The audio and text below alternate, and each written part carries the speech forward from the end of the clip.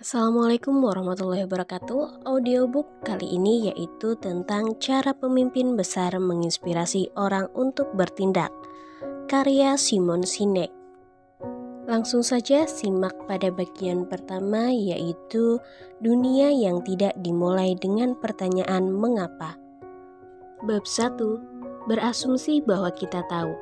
Pada suatu hari Januari yang dingin, seorang pria berusia 43 tahun disumpah sebagai pemimpin negaranya.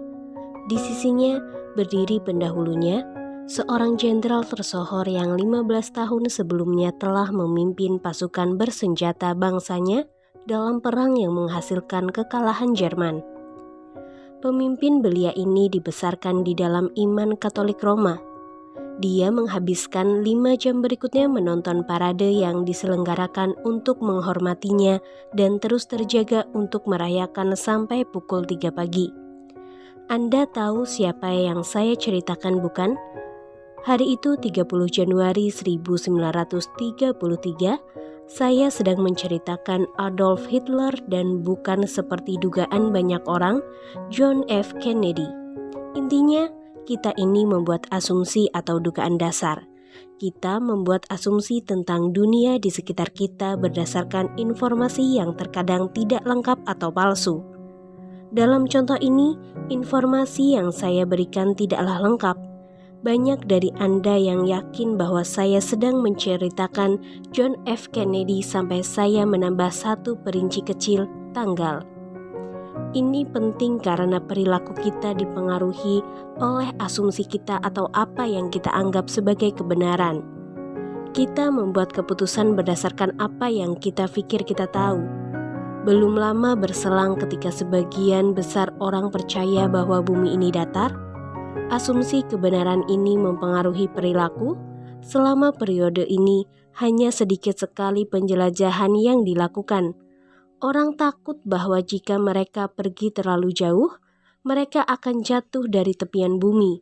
Jadi, dia sebagian besar waktu kita tinggal di tempat. Baru setelah sebuah perincian kecil diungkapkan bahwa bumi ini bulat, perilaku itu berubah besar-besaran. Setelah penemuan ini, masyarakat mulai melintangi planet bumi.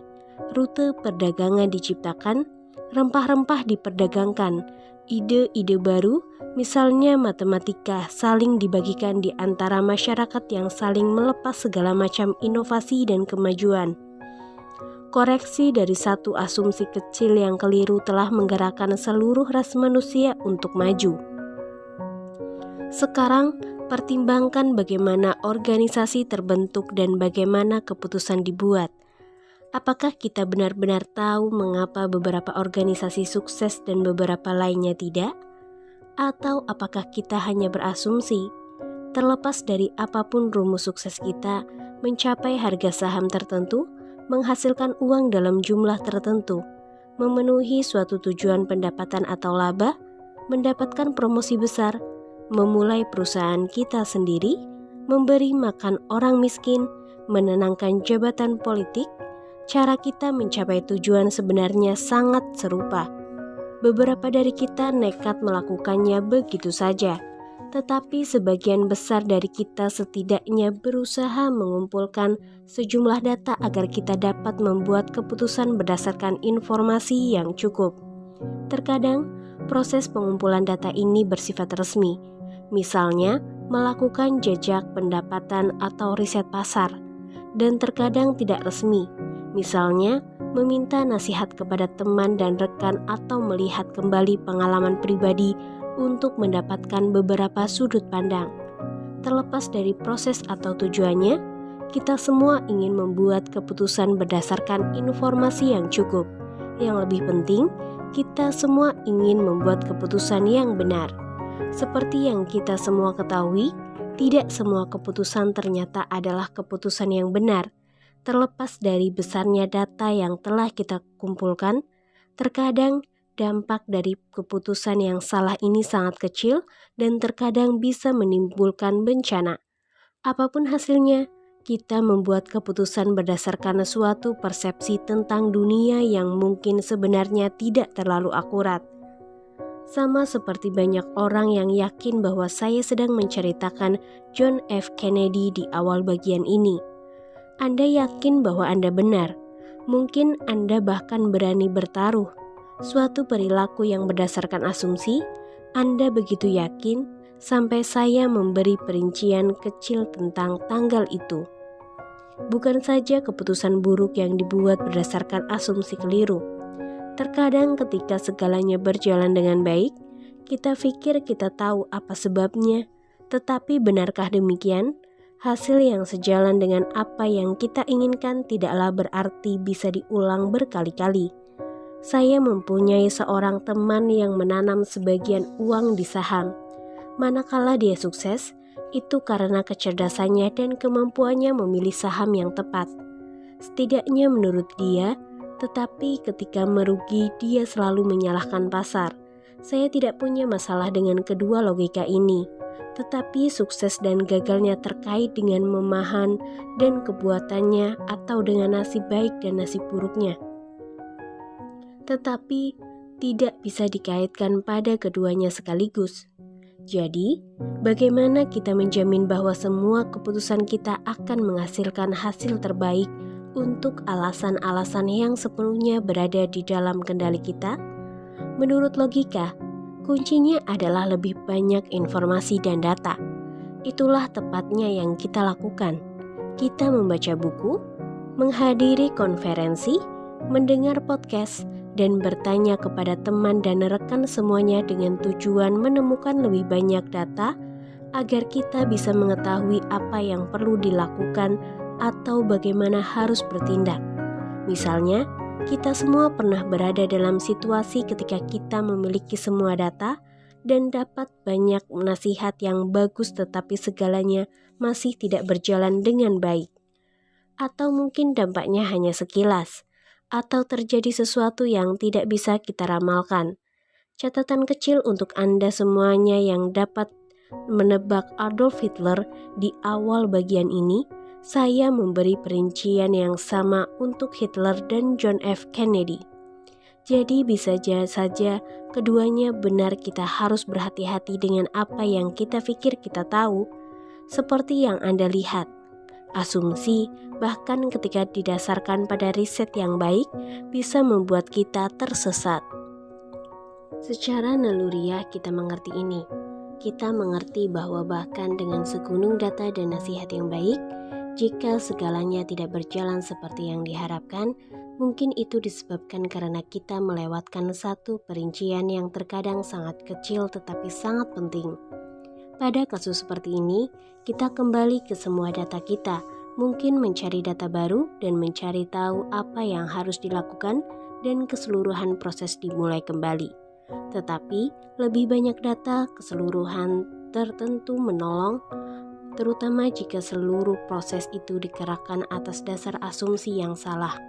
Ada faktor lain yang harus dipertimbangkan, faktor yang ada di luar otak rasional, analitikal, dan lapar informasi kita. Ada saat kita tidak mempunyai data atau memilih mengabaikan nasihat atau informasi yang ada dan hanya mengikuti naluri, lalu semuanya berjalan baik-baik saja, terkadang bahkan lebih baik daripada yang diduga. Tarian di antara naluri dan pembuatan keputusan yang rasional mencakup cara kita menjalani bisnis dan bahkan cara kita menjalani kehidupan.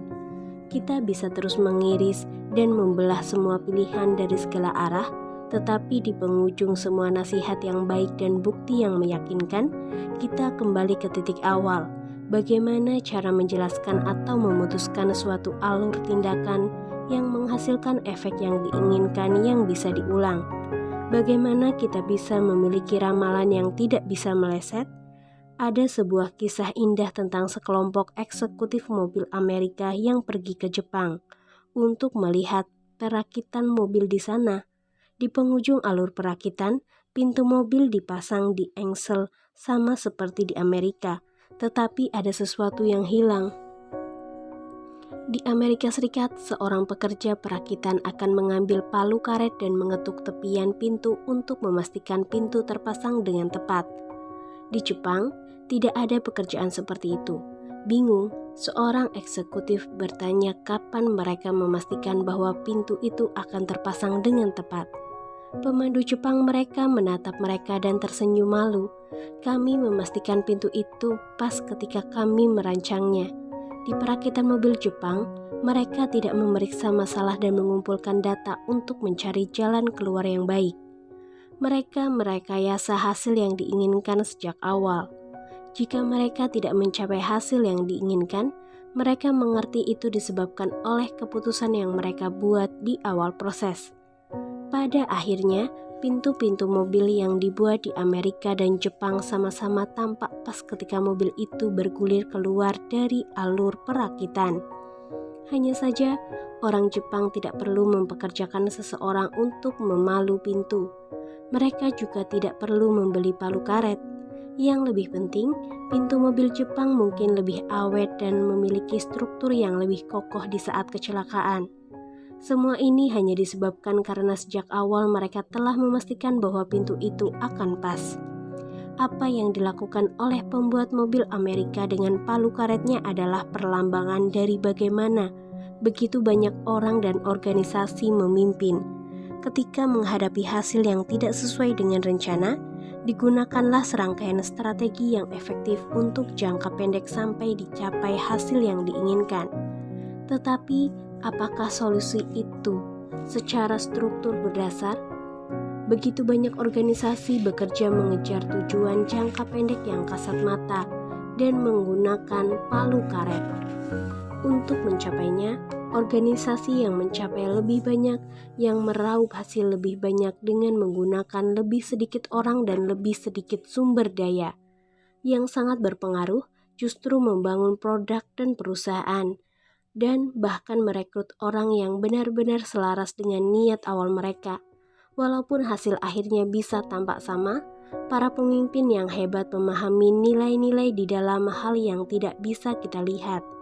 Setiap instruksi yang kita berikan, setiap alur tindakan yang kita tetapkan, setiap hasil yang kita inginkan dimulai dengan satu hal yang sama. Sebuah keputusan, ada orang yang memutuskan untuk memanipulasi pintu agar pas untuk mencapai hasil yang diinginkan, dan ada pula orang yang memulai dari tempat yang sangat berbeda. Meski kedua alur tindakan itu menghasilkan hasil jangka pendek yang serupa, apa yang tidak bisa kita lihatlah yang menjadikan sukses jangka panjang lebih bisa diramalkan hanya pada salah satu di antara mereka, yaitu mereka yang mengerti mengapa pintu harus pas berdasarkan desainnya, bukan berdasarkan bentuk dasarnya. Bab 2. Hadiah dan hukuman. Manipulasi versus inspirasi. Sekarang ini nyaris tidak ada produk atau jasa di pasaran yang tidak bisa dibeli pelanggan dengan harga, kualitas, tingkat layanan, dan fitur yang hampir sama dari orang lain. Jika kita benar-benar memiliki keunggulan sebagai pencipta pertama, mungkin keunggulan itu akan hilang dalam hitungan bulan. Jika kita menawarkan sesuatu yang benar-benar baru, tidak akan lama kemudian orang lain memunculkan sesuatu yang serupa, bahkan mungkin lebih baik. Tetapi jika kita bertanya kepada kebanyakan bisnis, mengapa pelanggaran mereka adalah pelanggan mereka? Maka kebanyakan akan menjawab bahwa hal itu disebabkan keunggulan kualitas, fitur, harga, ataupun layanan. Dengan kata lain, sebagian besar perusahaan tidak tahu mengapa pelanggan mereka adalah pelanggan mereka. Ini suatu kesadaran yang menakjubkan. Jika perusahaan tidak tahu mengapa pelanggan mereka adalah pelanggan mereka, maka kemungkinan besar mereka juga tidak tahu mengapa pegawainya adalah pegawainya. Jika kebanyakan perusahaan tidak benar-benar tahu mengapa pelanggan mereka adalah pelanggan mereka atau pegawai mereka adalah pegawai mereka, lalu bagaimana mereka mengetahui cara untuk menarik lebih banyak pegawai dan menumbuhkan kesetiaan pada pegawai yang sudah mereka miliki? Kenyataannya, sebagian besar bisnis masa kini membuat keputusan berdasarkan serangkaian asumsi yang tidak lengkap, atau lebih buruk lagi, asumsi yang sama sekali keliru tentang apa yang menggerakkan bisnis mereka. Hanya ada dua cara untuk mempengaruhi perilaku manusia, memanipulasi atau menginspirasi. Ketika saya menyebut istilah manipulasi, ini belum tentu berkonotasi negatif. Ini adalah strategi yang sangat umum dan cukup adil. Malah sebenarnya banyak dari kita yang melakukannya sejak muda. Aku akan menjadi sahabatmu adalah strategi tawar-menawar sangat efektif yang digunakan oleh berbagai generasi anak untuk mendapatkan sesuatu yang mereka inginkan dari teman sebayanya. Seperti yang bisa dikatakan oleh setiap anak yang pernah menyerahkan permen untuk seorang sahabat baru, strategi ini ampuh. Dari bisnis sampai politik, manipulasi berlimpah di semua bentuk penjualan dan pemasaran. Manipulasi yang paling khas termasuk menurunkan harga, mengadakan promosi, memanfaatkan rasa takut, tekanan teman-teman atau pesan-pesan aspirasi, dan inovasi yang menjanjikan untuk mempengaruhi perilaku, apakah itu pembelian, dukungan, atau suara pemilih. Ketika perusahaan atau organisasi tidak memiliki pemahaman yang jelas tentang mengapa pelanggannya adalah pelanggannya, mereka cenderung mengandalkan sejumlah besar manipulasi untuk mendapatkan apa yang mereka butuhkan. Dan untuk alasan-alasan yang baik, manipulasi memang ampuh. Harga. Banyak perusahaan yang enggan menjalankan permainan harga, tetapi mereka tetap melakukannya karena mereka tahu bahwa permainan ini efektif. Malah sebenarnya begitu efektif sehingga terkadang godaannya terlalu besar. Ada beberapa firma jasa profesional yang ketika menghadapi peluang untuk mendapatkan sebuah bisnis besar, bukan saja menurunkan harga untuk mendapatkan kesepakatan. Terlepas dari apapun alasan mereka kemukakan kepada diri mereka sendiri atau kepada klien, harga adalah suatu manipulasi yang sangat efektif. Turunkan harga kita cukup rendah, maka orang akan membeli dari kita. Kita melihatnya di akhir musim retail ketika produk-produk diturunkan harga agar habis. Turunkan harga dengan cukup rendah, maka rak akan segera kosong untuk memberi ruang bagi produk musim berikutnya. Tetapi, bermain dengan harga bisa sangat mahal dan menciptakan dilema besar bagi perusahaan. Bagi penjual, menjual berdasarkan harga seperti candu. Manfaat jangka pendeknya fantastis, tetapi semakin kita melakukannya, semakin sulit untuk menghilangkan kebiasaan itu. Sekali membeli terbiasa membayar harga yang lebih rendah dari harga rata-rata untuk suatu produk atau jasa, sangatlah sulit untuk membuat mereka membayar lebih banyak. Penjual menghadapi tekanan yang begitu besar untuk menekan harga semakin rendah agar bisa bersaing, mendapatkan laba yang semakin tipis. Ini hanya menggerakkan kebutuhan untuk lebih banyak menjual guna mengimbangi penipisan laba. Cara tercepat untuk melakukannya adalah, sekali lagi, memainkan harga. Jadi dimulailah spiral kecanduan harga yang mengarah ke bawah. Di dunia narkoba, pecandu ini disebut junkie. Di dunia bisnis, kita menyebutnya komoditas, asuransi, komputer rumah, jasa telepon seluler, semua barang kemasan. Daftar komoditas yang diciptakan oleh permainan harga terus memanjang.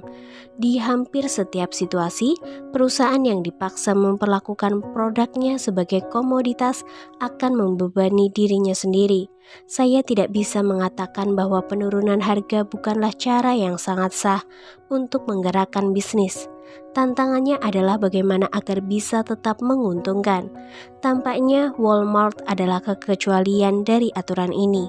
Mereka telah membangun sebuah bisnis yang sangat sukses dengan memainkan permainan harga, tetapi juga ada biaya tinggi yang harus mereka bayar. Skala yang besar telah membantu Walmart menghindari kelemahan yang terkandung di dalam strategi harga ini. Tetapi obsesi mereka terhadap harga yang lebih diutamakan dari semua hal lainnya membuat perusahaan ini dipenuhi skandal yang mencederai reputasinya. Setiap skandal itu lahir dari upaya mereka untuk menurunkan biaya agar mereka bisa menawarkan harga yang sangat rendah. Harga selalu memiliki biaya tertentu. Pertanyaannya, Berapa banyak yang siap kita bayar untuk uang yang kita hasilkan? Berikutnya ada promosi. General Motors mempunyai tujuan yang berani, memimpin industri otomotif Amerika di bursa saham. Di tahun 1950-an ada 4 pilihan pabrik mobil di Amerika Serikat, GM, Ford, Chrysler, dan AMC. Sebelum pembuat mobil asing masuk, GM mendominasi seperti yang bisa diduga. Persaingan baru membuat tujuan semakin sulit dipertahankan. Saya tidak perlu menghadirkan data untuk menjelaskan seberapa banyak industri mobil telah berubah dalam 50 tahun terakhir. Tetapi General Motors bertahan di sebagian besar abad yang lalu dan mempertahankan dominasinya. Tetapi sejak 1990, saham Toyota di bursa Amerika Serikat menjadi berlipat ganda. Pada tahun 2007, saham Toyota naik menjadi 16,3% dari hanya 7,8%. Dalam periode yang sama, saham GM menurun drastis dari 35% di tahun 1990 menjadi 23,8% di tahun 2007. Di awal tahun 2008, terjadi sesuatu yang tak terpikirkan. Konsumen Amerika membeli lebih banyak mobil asing daripada mobil buatan Amerika.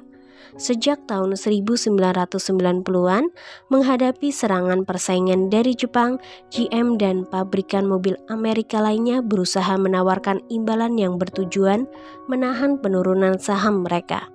Dengan promosi besar-besaran melalui iklan, GM menawarkan imbalan pengembalian uang tunai sebesar $500-7.000 kepada pelanggan yang membeli mobil dan truk mereka. Selama beberapa lama, promosi ini sangat ampuh. Sekali lagi, penjualan GM meningkat. Tetapi dalam jangka panjang, imbalan itu hanya membantu mengikis laba GM secara dramatis dan mendapatkan mereka di lubang yang sangat dalam. Di tahun 2007, GM rugi $729 per kendaraan, yang sebagian besar disebabkan oleh promosi imbalan itu. Menyadari bahwa strategi promosi ini tidak bisa langgeng, GM mengumumkan bahwa mereka akan mengurangi jumlah pengembalian tunai yang mereka tawarkan.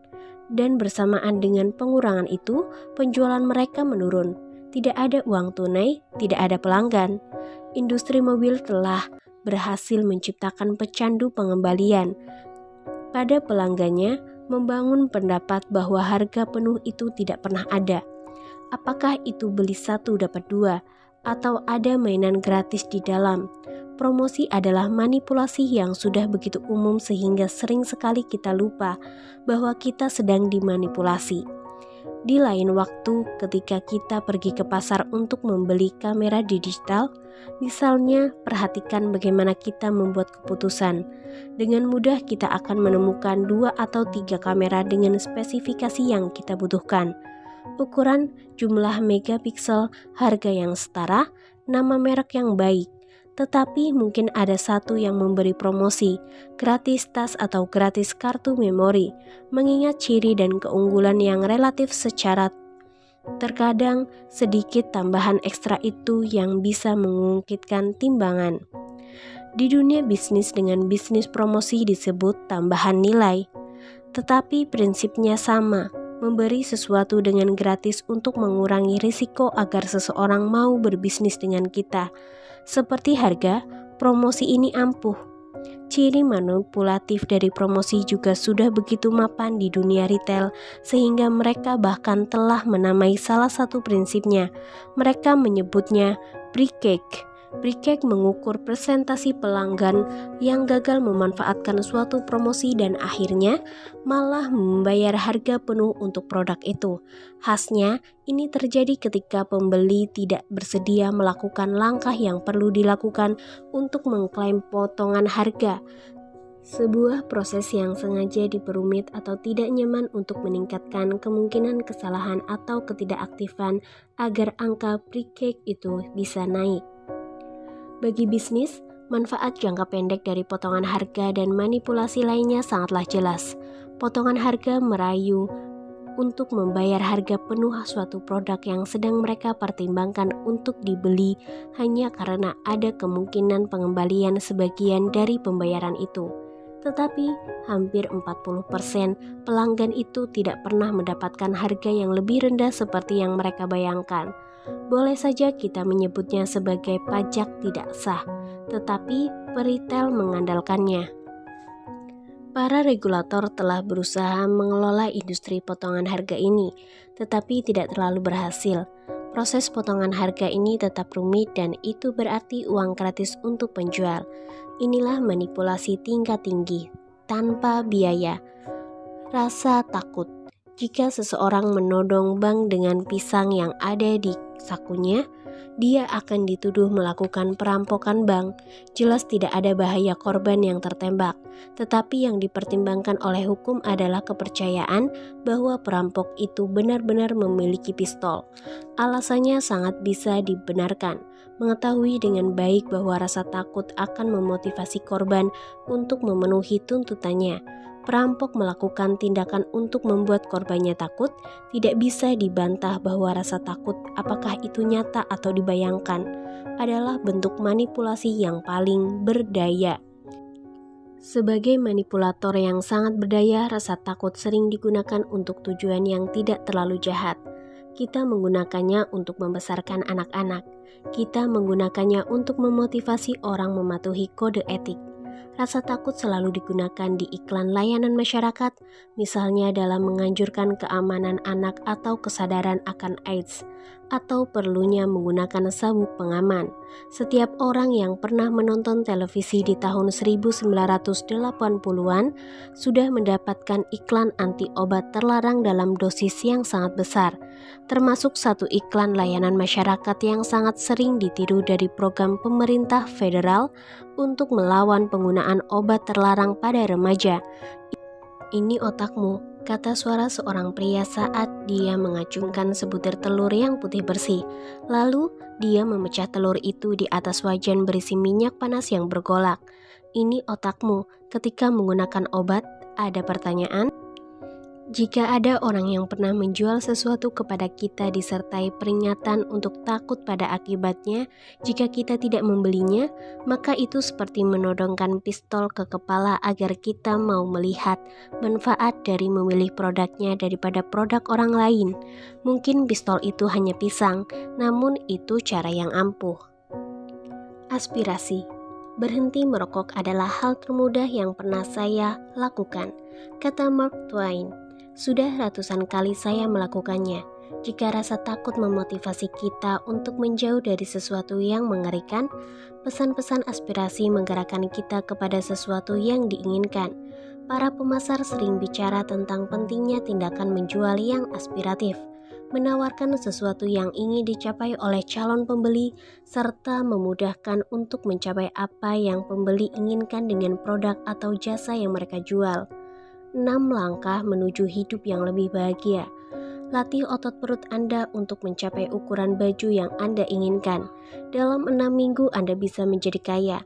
Semua pesan ini memanipulasi. Pesan-pesan ini menggoda kita dengan hal yang ingin kita miliki atau jenis orang yang kita inginkan. Pesan aspiratif bukan hanya efektif di pasar konsumen, namun juga ampuh di transaksi bisnis dengan bisnis. Semua manajer perusahaan, besar dan kecil, ingin sukses, jadi mereka membuat keputusan, mempekerjakan konsultan, dan memperlakukan berbagai sistem untuk membantu mencapai hasil yang diinginkan. Tetapi seringkali yang gagal bukanlah sistemnya, namun kemampuan untuk mempertahankan sistem tersebut. Dalam soal ini, saya bisa berbicara dari pengalaman pribadi sendiri. Selama bertahun-tahun, saya telah memberlakukan banyak sistem atau praktik untuk membantu saya mencapai sukses yang saya cita-citakan. Tetapi 2 minggu kemudian, saya menemukan diri saya kembali ke kebiasaan lama. Saya mengaspirasikan sebuah sistem yang akan membantu saya untuk tidak memberlakukan sistem mencapai semua aspirasi saya. Tetapi mungkin saya tidak akan mampu menjalankannya dalam waktu yang lama. Respon jangka pendek terhadap hasrat jangka panjang ini juga berjaya di dunia korporasi. Seorang teman saya yang adalah konsultan manajemen dipekerjakan oleh sebuah perusahaan yang bernilai $1 miliar untuk membantu mereka memenuhi tujuan dan aspirasinya. Teman ini menjelaskan, terlepas dari apa isunya, masalahnya adalah para manajer perusahaan selalu tertarik kepada pilihan yang lebih cepat, lebih murah dibandingkan jalan keluar jangka panjang. Persis seperti orang yang memiliki kebiasaan berdiet, mereka tidak pernah punya waktu atau uang untuk melakukan dengan benar sejak awal. Katanya tentang kliennya, tetapi mereka selalu punya waktu dan uang untuk mengulang. Tekanan kelompok. 4 dari 5 dokter gigi memilih Trident. Seru iklan permen karet yang berusaha mendorong kita untuk membeli produk mereka. Suatu studi teruji yang dilakukan di universitas terkemuka menyimpulkan, mengasongkan info iklan televisi di tengah malam. Jika produk ini cukup baik untuk para profesional, maka ini baik juga untuk Anda, kata iklan di kemasan telur. Dengan 1 juta pelanggan yang puas dan jumlahnya masih terus bertambah, goda iklan yang lainnya. Semua ini adalah bentuk-bentuk tekanan kelompok. Ketika pemasar melaporkan bahwa sebagian besar populasi atau sekelompok pakar memilih produk mereka dibandingkan produk lain, mereka berusaha membujuk pembeli untuk percaya bahwa produk yang mereka jual itu lebih baik. Tekanan kelompok bisa ampuh karena kita percaya bahwa suara terbanyak pakar lebih tahu dibandingkan kita. Tekanan kelompok ini bukan ampuh karena suara terbanyak atau para pakar selalu benar, tetapi karena kita takut bahwa kita salah.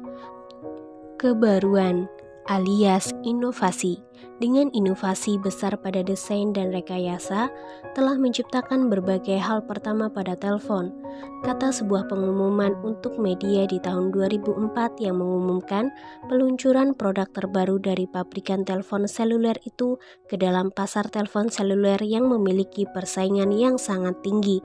Kombinasi dari logam seperti aluminium yang digunakan untuk pesawat terbang disertai kemajuan-kemajuan baru seperti antena dalam dan papan tombol yang dietsa secara kimia, membuat terciptanya piranti yang ketebalannya hanya 13,9 mm. Strategi itu ampuh, jutaan orang bergegas mendapatkannya. Para selebritas memamerkan Razr mereka sambil berjalan di atas karpet merah. Bahkan 1 atau 2 perdana menteri terlihat bicara di Razrnya. Dengan penjualan lebih dari 50 juta unit, hanya sedikit orang yang bisa membantah sukses besar Razr. Dengan melampaui harapan yang ada untuk telepon seluler, Razr mewakili sejarah Motorola dalam menyediakan inovasi yang revolusioner. Kata mantan CEO Motorola Ed Zender tentang produk ajaib barunya, sekaligus menetapkan standar baru bagi produk masa depan yang keluar dari industri piranti nirkabel. Suatu produk baru ini adalah sukses keuangan yang sangat besar bagi Motorola. Ini sungguh inovasi yang luar biasa. Kurang dari 4 tahun kemudian, Zender tersingkirkan. Saham Motorola diperdagangkan pada 50% dari nilai rata-ratanya sejak peluncuran Razr.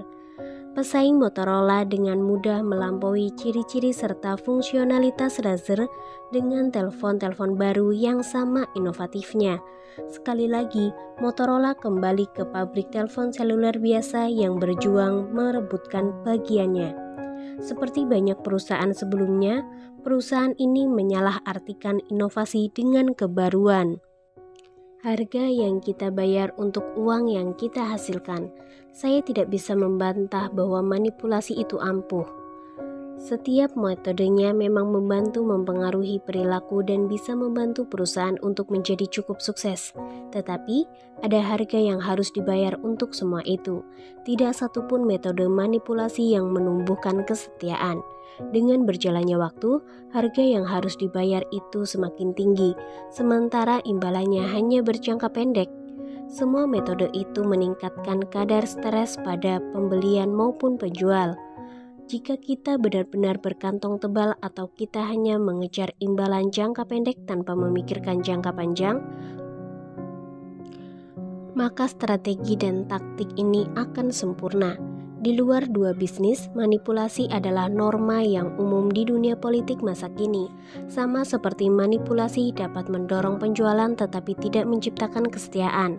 Manipulasi juga dapat membantu seorang calon untuk terpilih, tetapi tidak menciptakan landasan bagi kepemimpinan. Kepemimpinan membutuhkan orang-orang yang setia dalam suka dan duka. Kepemimpinan adalah kemampuan untuk menggalang orang, bukan hanya untuk satu peristiwa, tetapi untuk bertahun-tahun. Di dalam bisnis, kepemimpinan berarti pelanggan akan terus mendukung perusahaan kita, bahkan ketika kita terjungkal. Jika manipulasi hanya merupakan satu-satunya strategi, apa yang akan terjadi di kemudian hari ketika diperlukan keputusan pembelian? Apa yang terjadi sesudah pemilihan umum dimenangkan? Ada perbedaan besar antara bisnis yang berulang dan kesetiaan. Bisnis yang berulang adalah ketika orang berulang kali melakukan bisnis dengan kita. Kesetiaan adalah ketika orang bersedia menolak tawaran produk atau harga yang lebih baik demi melanjutkan bisnis dengan kita. Seringkali pelanggan yang setia bahkan tidak mau tahu tentang pesaing atau pilihan yang lain. Kesetiaan tidak mudah didapatkan, tetapi bisnis yang berulang lebih mudah didapatkan. Yang perlu dilakukan hanyalah hanya manipulasi. Teknik-teknik manipulasi telah menjadi arus utama di bisnis. Sedemikian rupa sehingga nyaris mustahil untuk menyingkirkan kebiasaan ini. Seperti semua jenis kecanduan, dorongan yang ada bukanlah untuk lepas dari bahan candu, tetapi menemukan bahan candu berikutnya dengan lebih cepat dan lebih sering. Walaupun kenikmatan jangka pendeknya terasa sangat enak, kenikmatan ini berdampak buruk bagi kesehatan jangka panjang suatu organisasi.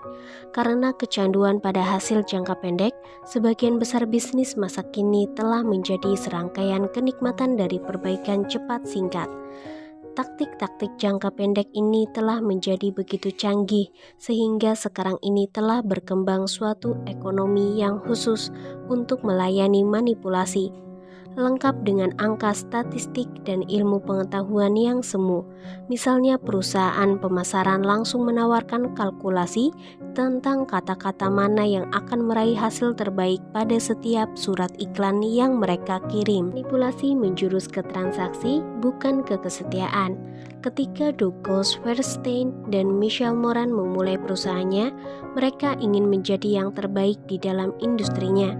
Mereka ingin mengubah industri yang memiliki reputasi sebagai toko barang bekas di gang kecil menjadi toko mengilat ala Tiffany. Mereka menanam modal untuk menyajikan pengalaman yang sempurna. Mereka berupaya membuat pengalaman layanan pelanggan yang ideal.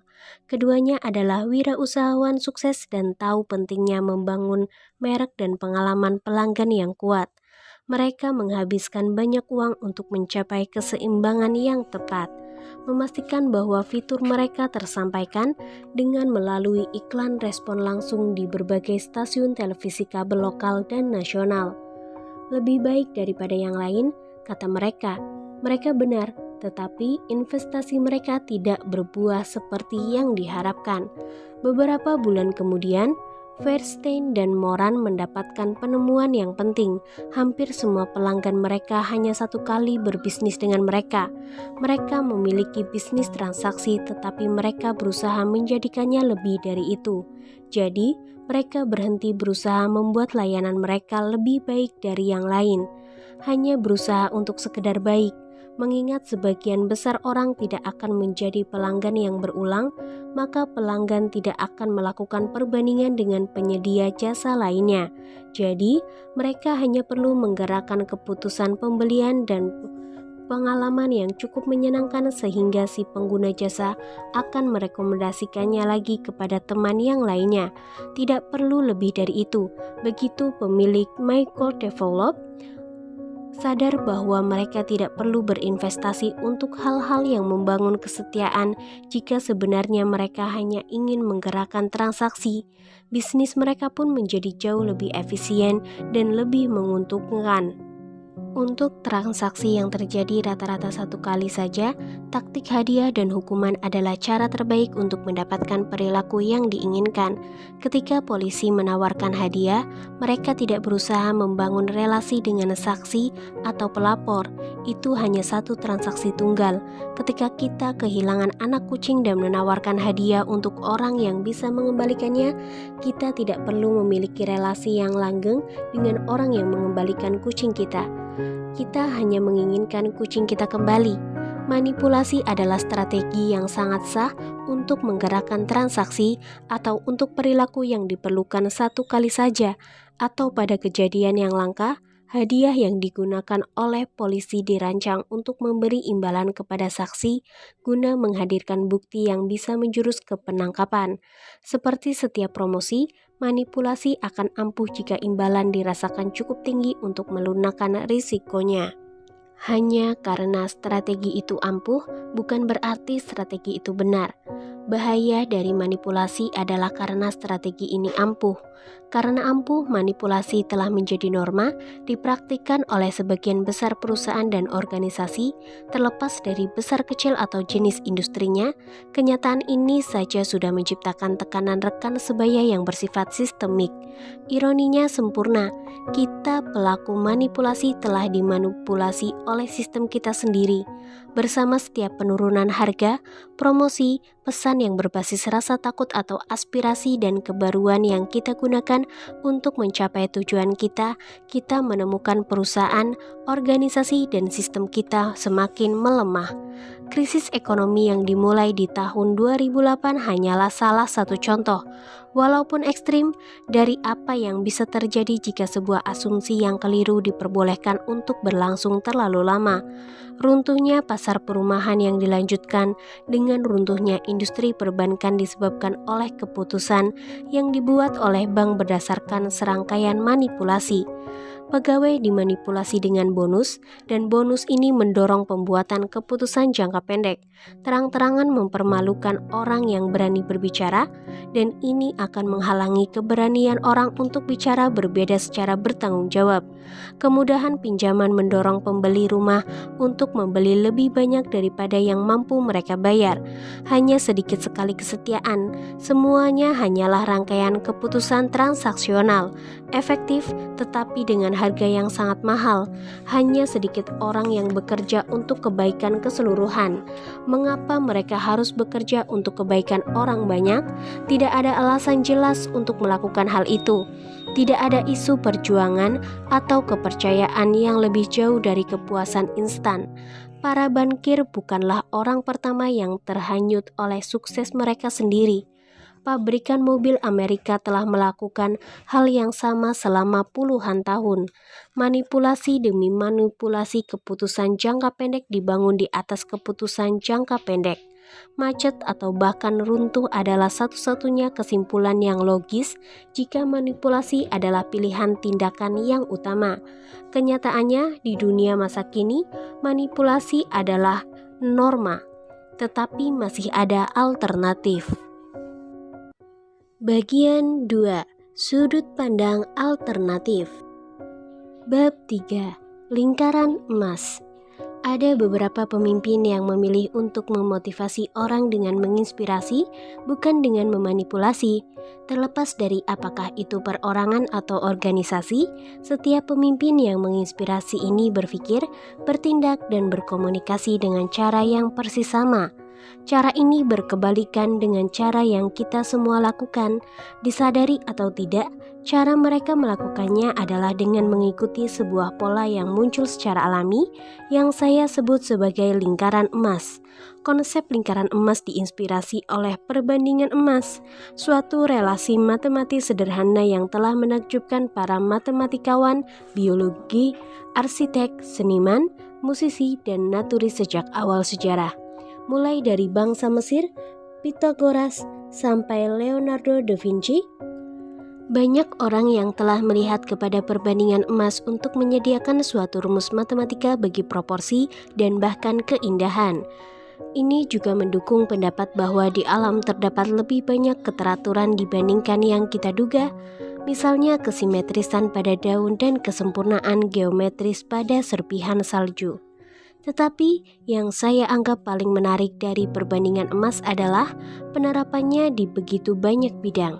Yang lebih bermakna lagi, lingkaran emas menawarkan suatu rumus yang dapat memunculkan hasil yang bisa diulang dan bisa ditebak di tempat di mana hasil hanya dianggap sebagai peristiwa acak atau sekedar keberuntungan.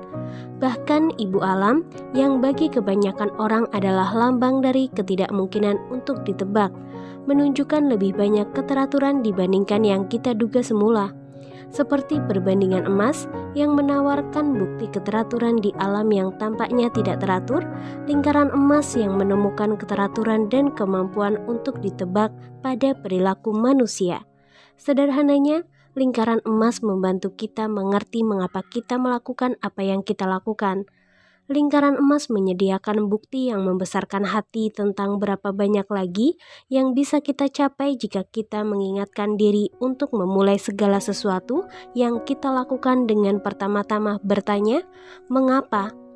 Lingkaran emas adalah suatu sudut pandang alternatif terhadap asumsi yang ada tentang mengapa beberapa pemimpin dan organisasi bisa sangat berpengaruh. Ia menawarkan pemahaman yang jelas, misalnya tentang mengapa Apple bisa berinovasi di begitu banyak industri dan tidak pernah kehilangan kemampuannya untuk melakukan inovasi. Ia menjelaskan mengapa orang memasang tato logo Harley Davidson di tubuhnya. Ia memberi pengertian yang jelas bukan saja tentang bagaimana Southwest Airlines menciptakan maskapai penerbangan yang paling menguntungkan di dalam sejarah, tetapi juga mengapa hal yang mereka lakukan bisa ampuh. Ia bahkan menjelaskan mengapa orang mengikuti Dr. Martin Luther King Jr. dalam suatu gerakan yang mengubah sebuah bangsa dan mengapa kita menerima tantangan John F. Kennedy untuk menempatkan manusia di bulan bahkan setelah dia meninggal. Lingkaran emas menunjukkan bagaimana para pemimpin ini bisa menginspirasi tindakan dan bukan memanipulasi orang untuk bertindak. Sudut pandang alternatif ini bukan hanya berguna untuk mengubah dunia, kemampuan untuk menginspirasi juga memiliki banyak penerapan praktis. Ia bisa digunakan sebagai penuntun untuk meningkatkan kepemimpinan, budaya perusahaan, penerimaan pegawai, pengembangan produk, penjualan, dan pemasaran. Ia bahkan menjelaskan kesetiaan dan cara menciptakan momentum untuk mewujudkan gagasan menjadi gerakan sosial. Semuanya dimulai dari dalam keluar. Semuanya dimulai dengan pertanyaan mengapa. Sebelum kita bisa menjelajahi penerapannya, perkenankan saya terlebih dulu merumuskan istilah ini. Dimulai dari luar lalu bergerak ke dalam lingkaran. Apa? Terlepas dari besar kecilnya atau jenisnya industri, setiap perusahaan dan organisasi di planet ini mengetahui apa yang mereka lakukan. Setiap orang bisa dengan mudah menjelaskan produk atau jasa yang dijual oleh sebuah perusahaan atau fungsi pekerjaan yang mereka miliki di dalam sistem itu. Apa akan mudah dikenali? Bagaimana? Berapa perusahaan dan orang mengetahui bagaimana mereka melakukan apa yang mereka lakukan? Terlepas dari apakah kita menyebutnya sebagai mengajukan pembedaan nilai, proses pengelolaan, atau mengajukan penjualan yang unik, seringkali bagaimana menjelaskan bagaimana sesuatu itu berbeda atau lebih baik. Karena tidak sejelas apa, banyak orang menganggapnya sebagai faktor pembeda atau faktor pemotivasi di dalam sebuah keputusan. Akan keliru jika kita menganggap bahwa yang diperlukan hanyalah apa dan bagaimana saja. Ada satu perincian yang terlewat. Mengapa? Hanya sedikit orang atau perusahaan yang bisa mengatakan dengan jelas mengapa mereka melakukan apa yang mereka lakukan. Ketika saya mengatakan mengapa, yang saya maksud bukanlah untuk mencari uang, itu hanya hasil atau akibat. Yang saya maksud dengan mengapa adalah tujuan, kepercayaan atau isu yang kita perjuangkan. Mengapa perusahaan kita ada, mengapa kita bangun dari tempat tidur setiap pagi, dan mengapa setiap orang harus peduli. Ketika sebagian besar organisasi atau orang berpikir, bertindak, atau berkomunikasi, mereka melakukannya dari luar ke dalam, dari apa ke mengapa. Tentu saja, Ada alasannya mereka memulai dari hal yang paling jelas ke hal yang paling tidak jelas. Kita mengatakan apa yang kita lakukan, terkadang mengatakan bagaimana kita melakukannya, tetapi jarang mengatakan mengapa kita melakukan apa yang kita lakukan. Tetapi tidak begitu halnya dengan perusahaan atau pemimpin yang menginspirasi. Terlepas dari besar kecilnya atau jenis industrinya, mereka semua berpikir, bertindak, dan berkomunikasi dari dalam keluar. Saya sering menggunakan Apple sebagai contoh karena mereka banyak dikenal dan produknya mudah diketahui serta dibandingkan dengan produk lain. Lebih dari itu, sukses jangka panjang Apple bukanlah hal yang biasa. Kemampuan mereka untuk tetap menjadi salah satu perusahaan yang paling inovasi selama bertahun-tahun digabungkan dengan kemampuan cerdas mereka untuk menarik pengikut yang fanatik, menjadikan mereka sebagai contoh yang sangat bagus untuk menunjukkan banyak prinsip dari lingkaran emas. Saya akan mulai dengan sebuah contoh pemasaran yang sederhana. Jika Apple seperti sebagian besar perusahaan lain, pesan pemasaran mereka akan bergerak dari luar lingkaran emas. Mereka akan mulai dengan pernyataan dari apa yang dilakukan atau dibuat oleh perusahaan, dilanjutkan dengan mengapa mereka pikir mereka berbeda atau lebih baik dari pesaing, dilanjutkan dengan beberapa seruan untuk mengambil tindakan.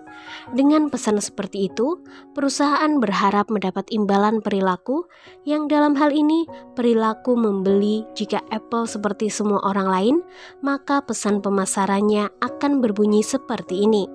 Kami membuat komputer yang hebat. Komputer ini dirancang dengan indah, mudah digunakan dan ramah pengguna.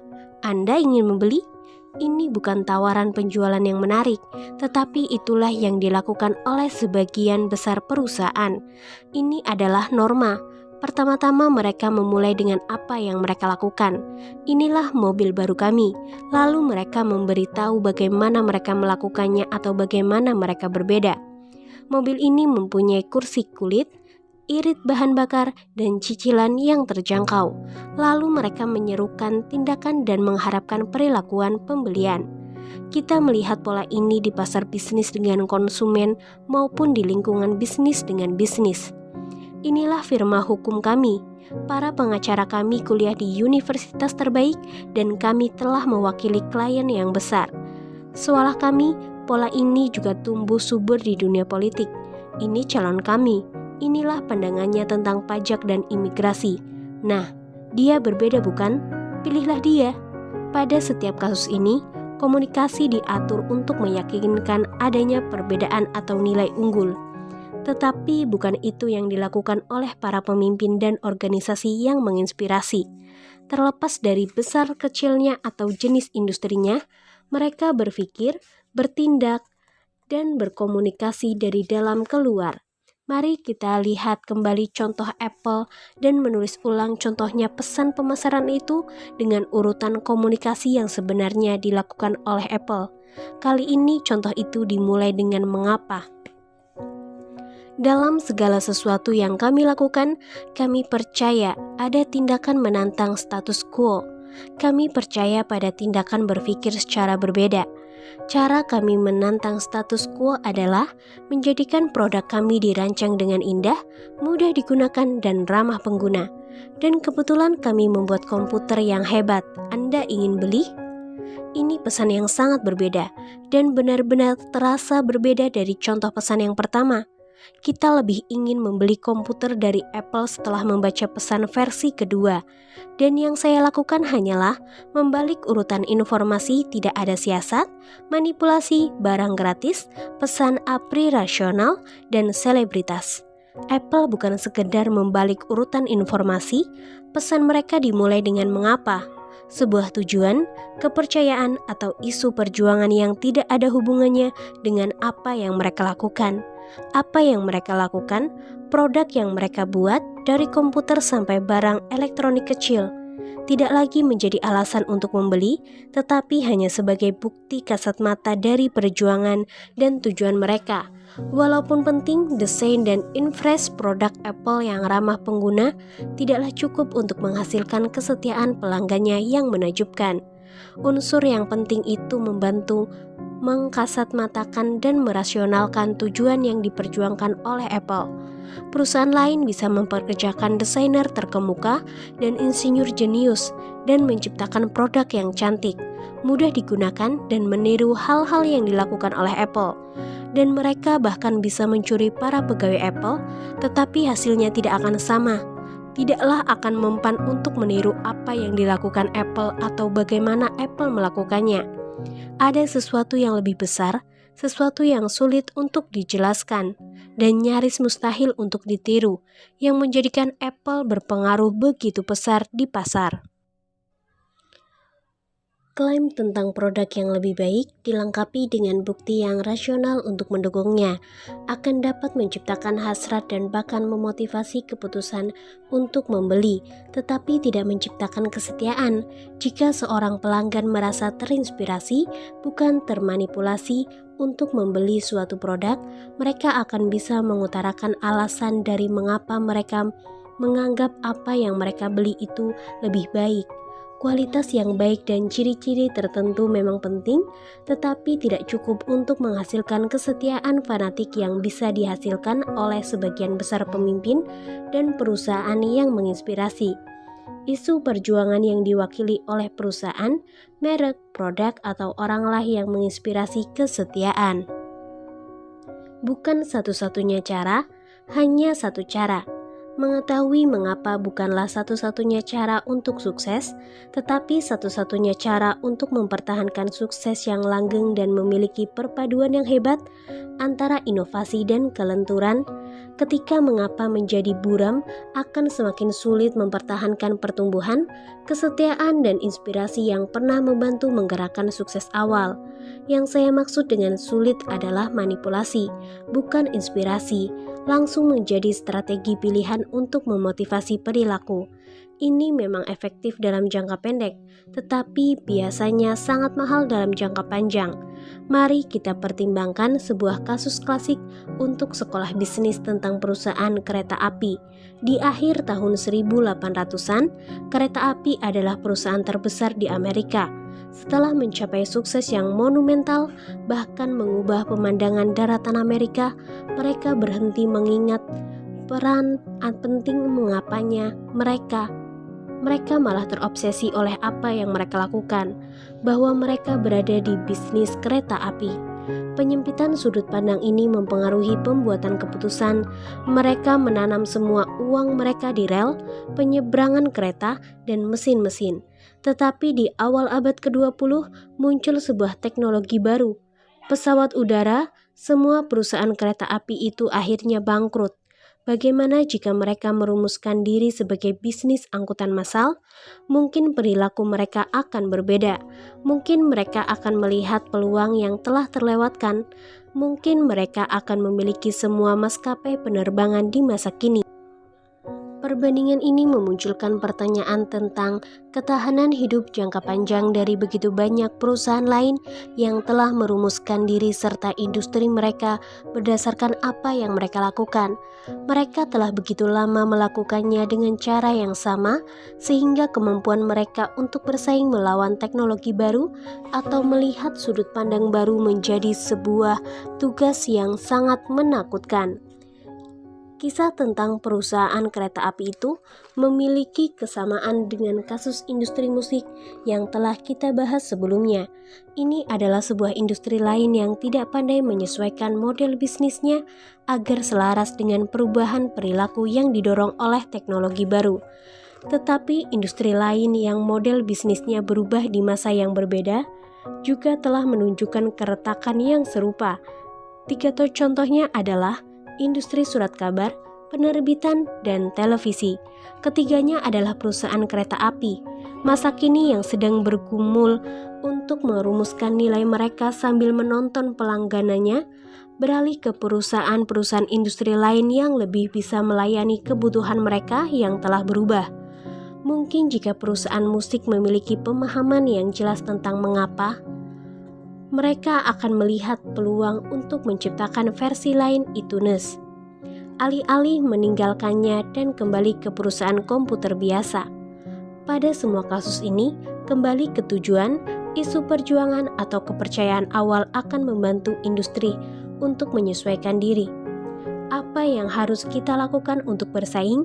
Seharusnya pertanyaannya adalah, mengapa pada awalnya kita melakukan apa yang kita lakukan dan apa yang bisa kita lakukan untuk menghidupkan kembali tujuan awal kita dengan pertimbangkan semua teknologi dan peluang pasar yang ada sekarang ini.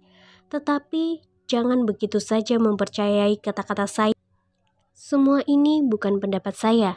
Semua ini berlandas kuat pada prinsip-prinsip biologi. Bab 4. Ini bukan pendapat, ini biologi. Di dalam kisah tahun 1961 tentang para snatch, Dr. Seuss memperkenalkan dua kelompok snatch. Yang satu memiliki bintang di perutnya dan yang lainnya tidak. Mereka yang tidak punya bintang berusaha keras mendapatkannya agar mereka bisa merasa pantas.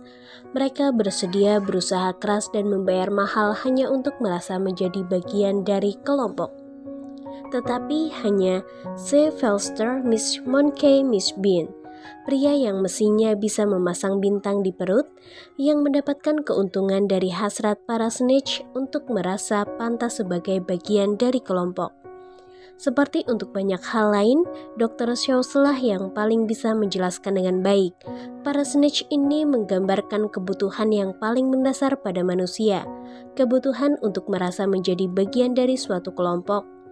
Kebutuhan kita ini tidaklah rasional, tetapi terus-menerus ada di semua orang di semua budaya.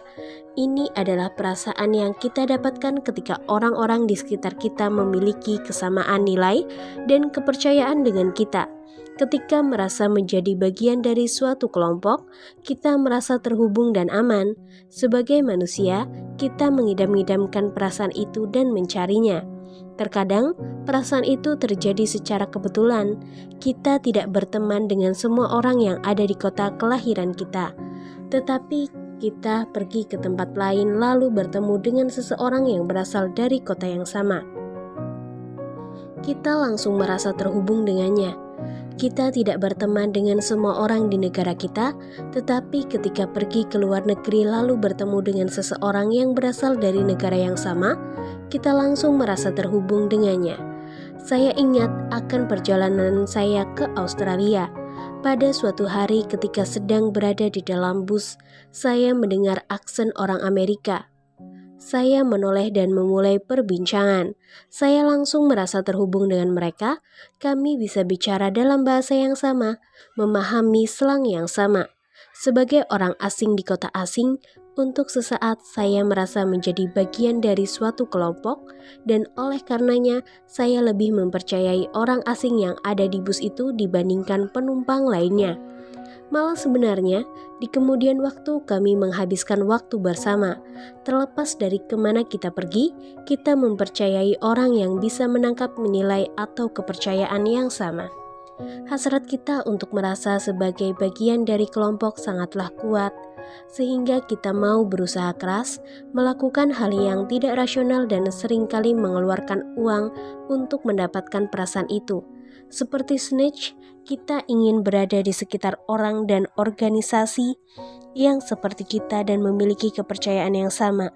Ketika perusahaan bicara tentang apa yang mereka lakukan dan betapa majunya produk mereka, mungkin mereka mempunyai daya tarik, tetapi belum tentu mewakili sesuatu kepada siapa kita ingin merasa menjadi bagiannya. Tetapi ketika sebuah perusahaan dengan jelas mengomunikasikan mengapa apa yang mereka percayai dan kita percaya pada apa yang mereka percayai, maka terkadang kita akan mau melakukan apapun untuk mengambungkan produk atau merek itu ke dalam hidup kita. Ini bukan karena produk atau merek itu lebih baik, tetapi karena mereka menjadi penanda atau lambang dari nilai dan kepercayaan yang kita anut.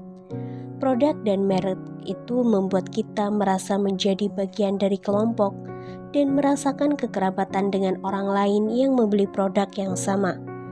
Klub penggemar yang dimulai oleh pelanggan seringkali terbentuk tanpa bantuan perusahaan itu sendiri. Orang ini membentuk komunitas, apakah komunitas tatap muka atau komunitas online, bukan saja untuk berbagi cinta kepada suatu produk dengan orang lain, tetapi berada bersama orang seperti mereka. Keputusan mereka tidak ada hubungannya dengan perusahaan atau produknya. Kaitannya adalah dengan orang itu sendiri. Kebutuhan alami kita untuk menjadi bagian dari kelompok juga membuat kita pandai menemukan hal-hal yang tidak cocok dengan kelompok. Ada sesuatu yang terasa masuk di akal, sebuah perasaan, sesuatu yang ada di dalam diri kita, sesuatu yang tidak bisa kita jelaskan dengan kata-kata, yang memungkinkan kita untuk merasakan hal yang cocok dan yang tidak cocok. Dell menjual pemutar MP3 dan ini merasa tidak cocok karena Dell merumuskan dirinya sebagai perusahaan komputer. Jadi satu-satunya hal yang cocok adalah komputer. Apple merumuskan dirinya sebagai perusahaan yang memiliki misi, jadi segala sesuatu yang mereka lakukan yang cocok dengan rumusan itu terasa cocok. Pada tahun 2004, mereka membuat promosi iPod yang bermitra dengan band rock Irlandia U2. Itu masuk akal dan cocok. Mereka tidak akan pernah membuat promosi iPod bersama Celine Dion. Walaupun Dion telah menjual jauh lebih banyak rekaman dibandingkan U2 dan memiliki lebih banyak pendengar.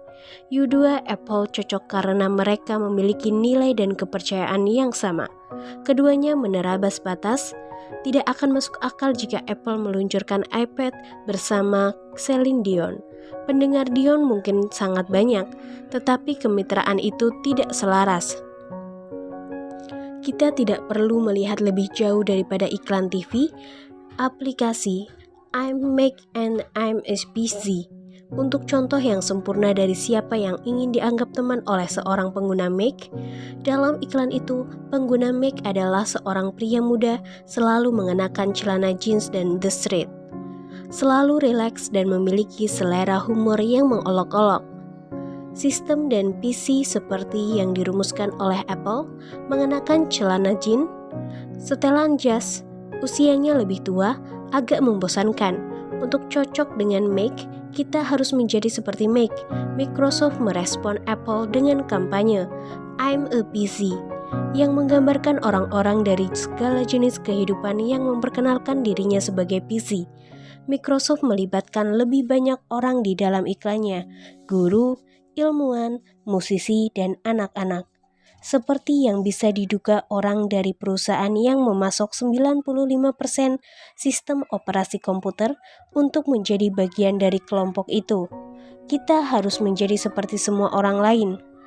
Yang satu tidak lebih baik atau lebih buruk dari yang lain. Ini hanya tergantung pada kelompok mana kita ingin berada. Apakah kita provokator atau kita pengikut mayoritas? Kita tertarik kepada pemimpin dan organisasi yang pandai mengomunikasikan apa yang mereka percayai. Kemampuan mereka untuk membuat kita merasa menjadi bagian dari kelompok, untuk membuat kita merasa istimewa, aman, dan tidak sendirian adalah bagian dari kemampuan mereka dalam menginspirasi kita. Mereka yang kita anggap sebagai pemimpin yang hebat selalu memiliki kemampuan untuk menarik kita mendekat dan memunculkan kesetiaan kita. Kita merasakan ikatan yang kuat dengan orang lain yang juga tertarik kepada pemimpin dan organisasi yang sama. Para pengguna Apple merasakan ketertarikan antara satu sama lain. Penunggang Harley saling terkait satu sama lain. Setiap orang yang tertarik untuk mendengar Dr. Martin Luther King Jr. memberi pidato I Have a Dream. Terlepas dari ras, agama, atau jenis kelamin, berdiri bersama di kerumunan itu sebagai saudara, terikat oleh kesamaan nilai dan kepercayaan mereka. Mereka tahu bahwa mereka saling memiliki karena mereka bisa merasakannya ke dalam diri mereka. Keputusan naluriah tidak terjadi di perut kita. Prinsip lingkaran emas bukanlah sekedar urutan komunikasi. Ia adalah prinsip yang berakar di evolusi perilaku manusia. Daya dari pertanyaan mengapa bukanlah soal pendapat tetapi soal biologi. Jika kita melihat potongan melintang dari otak manusia dari atas ke bawah, kita akan melihat bahwa tingkatan lingkaran emas persis selaras dengan 3 tingkatan utama otak. Area terbaru otak Homo sapiens kita adalah neokorteks, yang selaras dengan tingkatan apa? Neokorteks bertanggung jawab untuk pemikiran rasional dan analitis serta bahasa. 2 bagian di tengah terdiri dari otak limbik. Otak limbik bertanggung jawab atas semua perasaan kita, misalnya kepercayaan dan kesetiaan. Otak limbik juga bertanggung jawab atas semua perilaku manusia dan semua pembuatan keputusan kita, tetapi tidak punya kemampuan untuk bahasa. Ketika kita berkomunikasi dari luar ke dalam, ketika kita terlebih dulu mengomunikasikan apa yang kita lakukan, orang dapat mengerti sejumlah besar informasi yang rumit, misalnya fakta dan ciri-ciri, tetapi itu tidak menggerakkan perilaku. Tetapi kita berkomunikasi dari dalam keluar. Kita langsung bicara ke bagian otak yang mengendalikan pembuatan keputusan. Bagian bahasa dari otak memungkinkan kita merasionalisasikan keputusan itu. Bagian otak yang mengendalikan perasaan tidak memiliki kemampuan untuk bahasa. Keterputusan inilah yang membuat kita sulit mengutarakan perasaan kita melalui kata-kata. Misalnya, kita sulit menjelaskan mengapa kita menikah dengan orang yang kita nikahi. Kita sulit mengatakan dengan kata-kata alasan sesungguhnya mengapa kita mencintainya. Jadi kita berusaha mencari kata-kata untuk merasionalisasikannya. Dia lucu, dia cerdas, kata kita mulai. Ada banyak orang lucu dan cerdas di dunia, tetapi kita tidak mencintainya dan tidak ingin menikah dengannya. Jelas ada lebih banyak sebab dari jatuh cinta daripada sekedar kepribadian dan kompetensi. Secara rasional, kita tahu bahwa penjelasan kita bukanlah sebab yang sesungguhnya. Yang membuat kita jatuh cinta adalah perasaan yang ditimbulkan oleh kekasih kita. Tetapi perasaan itu sangat sulit dituang ke dalam kata-kata. Jadi, ketika dipaksa kita memulai mencari kata yang sebisanya saja, mungkin kita bahkan mengatakan hal yang tidak rasional. Misalnya, kita berkata, "Dia membuatku utuh." Apa artinya? Dan bagaimana kita mencarinya agar kita bisa menikahinya? Itulah rahasia cinta. Kita hanya tahu ketika kita menemukannya karena hanya terasa tepat. Hal yang sama berlaku pada keputusan yang lain. Ketika sebuah keputusan terasa tepat, kita sulit menjelaskan mengapa kita melakukan apa yang telah kita lakukan. Sekali lagi, bagian dari otak yang mengendalikan pembuatan keputusan tidaklah mengendalikan bahasa. Jadi, kita merasionalisasikannya. Ini merumitkan nilai jarak pendapat atau riset pasar. Dengan bertanya kepada orang-orang mengapa mereka memilih kita dan bukan memilih orang lain, mungkin kita akan mendapat bukti yang bagus tentang bagaimana mereka telah merasionalkan keputusan, tetapi tidak menjelaskan motivasi keputusan yang sesungguhnya. Ini bukan karena mereka tidak tahu jawabannya, tetapi karena mereka mengalami kesulitan untuk menjelaskan mengapa mereka melakukan apa yang mereka lakukan. Pembuatan keputusan dan kemampuan untuk menjelaskan keputusan itu berada di bagian otak yang berlainan. Otak limbik kita sangat berdaya, cukup berdaya untuk menggerakkan perilaku yang terkadang bertentangan dengan pemahaman rasional dan analitis terhadap situasi. Kita sering mempercayai naluri bahkan jika keputusan itu bertolak belakang dengan fakta dan angka. Richard Restak, seorang ilmuwan neuroscience yang terkenal, membicarakan soal ini di dalam bukunya The Naked Brain. Ketika kita memaksa orang untuk membuat keputusan hanya dengan bagian rasional otaknya, hampir bisa dipastikan bahwa akhirnya keputusan itu akan dipikirkan secara berlebihan. Keputusan rasional ini cenderung membutuhkan waktu yang lebih lama untuk dibuat, kata Restak, dan seringkali bisa berkualitas rendah. Sebaliknya, keputusan yang dibuat dengan otak limbik, keputusan-keputusan naruriah, cenderung merupakan keputusan yang lebih cepat dan berkualitas lebih tinggi. Inilah salah satu sebab mengapa guru memberitahu murid untuk mengikuti naluri pertamanya ketika menjawab soal ujian pilihan ganda, untuk mengikuti kata hati. Semakin banyak waktu yang dihabiskan untuk memikirkan jawaban, semakin besar risiko bahwa jawaban itu salah. Otak limbik kita sangat pintar dan seringkali mengetahui hal tepat yang harus dilakukan. Ketidakmampuan kita untuk memverbalkan alasan yang membuat kita meragukan diri sendiri atau mempercayai bukti empiris ketika naluri menganjurkan kita untuk tidak mempercayainya.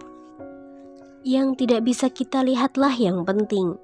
Menjadikan putih Anda lebih putih dan cerah Anda lebih cerah, kata iklan TV untuk deterjen terbaru. Inilah yang selama bertahun-tahun diajukan oleh bisnis sabun deterjen. Ini adalah klaim yang sangat sah. Itulah yang diinginkan oleh pelanggan, kata riset pasar. Data itu benar, tetapi bukanlah kebenaran dari apa yang diinginkan oleh orang-orang. Para pemasar deterjen menanyakan apa yang diinginkan oleh konsumen dari suatu sabun deterjen, dan konsumen mengatakan memutihkan yang putih dan mencerahkan yang cerah. Jika dipikir orang yang mencuci baju tentu saja menginginkan deterjen yang bukan saja membuat pakaian mereka bersih, tetapi sangat bersih. Jadi, ini bukan penemuan yang istimewa dari riset pasar. Jadi, merek-merek deterjen berupaya menonjolkan bagaimana deterjen mereka bisa memutihkan baju putih dan mencerahkan baju cerah dengan mencoba meyakinkan konsumen bahwa satu bahan tambahan yang mereka tambahkan ke produknya akan lebih efektif daripada tambahan para pesaingnya. Protein, kata salah satu merek. Pemekat warna, kata merek lainnya. Tidak ada orang yang bertanya kepada pelanggan mengapa mereka menginginkan pakaian mereka bersih. Pertanyaan emas itu tidak terungkap sampai bertahun-tahun kemudian ketika sekelompok antropolog diperkerjakan oleh salah satu perusahaan barang kemasan mengungkapkan bahwa semua bahan tambahan itu tidak menggerakkan perilaku pembelian. Mereka mengamati bahwa ketika orang mengeluarkan cuciannya dari mesin pengering, tidak ada orang yang mengangkatnya ke tempat terang untuk melihat apakah pakaian itu lebih putih atau membandingkannya dengan pakaian yang lebih baru untuk melihat seberapa cerahnya warna pakaian itu. Hal pertama yang orang lakukan ketika mengeluarkan cucian dari mesin pengering adalah menciumnya. Ini penemuan yang menakjubkan. Merasa bersih ternyata lebih penting daripada benar-benar bersih. Ada menganggap bahwa semua deterjen membersihkan pakaian. Memang itu yang harusnya dilakukan oleh deterjen, tetapi pakaian yang berbau segar dan bersih lebih penting daripada semua perbedaan di antara berbagai deterjen yang sebenarnya. Asumsi keliru yang membuat seluruh industri mengikuti arah yang salah bukan hanya terjadi pada bisnis deterjen. Perusahaan telepon seluler percaya bahwa orang menginginkan lebih banyak pilihan dan tombol sampai aplikasi Li memperkenalkan iPhone-nya yang memiliki lebih sedikit pilihan dan hanya satu tombol. Membuat mobil Jerman percaya bahwa mesin merekalah yang penting bagi pembeli mobil mereka. Mereka terkejut dan bingung ketika tahu bahwa mesin yang hebat belumlah cukup. Dengan mengomel, satu persatu membuat mobil mewah Jerman itu menambah wadah cangkir ke dalam mobil bagus mereka. Wadah cangkir adalah kelengkapan yang sangat penting bagi orang Amerika yang suka berpergian, tetapi jarang disebut di setiap riset tentang faktor yang mempengaruhi keputusan pembelinya. Saya tidak mengatakan bahwa wadah cangkir membuat orang setia kepada BMW. Saya mengatakan bahwa bahkan untuk pembeli mobil yang rasional, ada hal tidak kasat mata yang mempengaruhi keputusannya. Ada banyak riset pasar yang mengungkapkan bahwa orang-orang ingin berbisnis dengan perusahaan yang menawarkan produk yang paling berkualitas, yang paling banyak memiliki fitur, yang memiliki layanan terbaik, dan semuanya dengan harga yang paling baik. Tetapi coba kita pertimbangkan perusahaan yang memiliki paling banyak pelanggan setia. Mereka jarang memiliki semua itu. Jika ingin membeli motor Harley Davidson pesanan khusus, kita harus menunggu selama 6 bulan. Itu adalah layanan yang buruk. Komputer Apple paling sedikit 25% lebih mahal daripada komputer pribadi yang setara. Lebih sedikit piranti lunak yang bersedia untuk sistem operasinya. Periferalnya lebih sedikit, Mesinnya sendiri terkadang lebih lambat daripada komputer pribadi lain yang setara. Jika orang hanya membuat keputusan yang rasional dan melakukan semua riset sebelum membeli, maka tidak akan ada orang yang membeli Mac. Tetapi tentu saja orang membeli Mac dan beberapa orang bukan hanya membelinya, mereka mencintainya. Ini adalah perasaan yang langsung keluar dari hati atau otak limbik. Produk-produk yang memiliki pemahaman yang jelas tentang mengapanya akan memberi cara bagi orang-orang untuk menyatakan siapa dirinya dan apa kepercayaannya kepada dunia luar. Ingatlah, orang tidak membeli apa yang kita lakukan, mereka membeli mengapa kita melakukannya. Jika sebuah perusahaan tidak memiliki pemahaman yang jelas tentang mengapa, maka mustahil bagi dunia luar untuk melihat apapun selain apa yang dilakukan oleh perusahaan itu. Ketika itu terjadi, satu-satunya cara untuk membedakan diri adalah manipulasi yang mengandalkan harga, ciri-ciri, produk, layanan, atau kualitas. Bab 5. Kejelasan, disiplin, dan konsistensi. Alam tidak menyukai kekosongan. Untuk memajukan kehidupan manakala memungkinkan, ibu alam berusaha menemukan keseimbangan. Ketika kehidupan dihancurkan oleh kebakaran hutan, misalnya, alam akan memulai kehidupan baru untuk sistem, di mana keberadaan setiap hewan adalah pangan bagi hewan lainnya. Adalah cara alam memelihara keseimbangan. Lingkaran emas yang berlandasan pada prinsip-prinsip alami di dalam biologi juga mematuhi kebutuhan akan keseimbangan.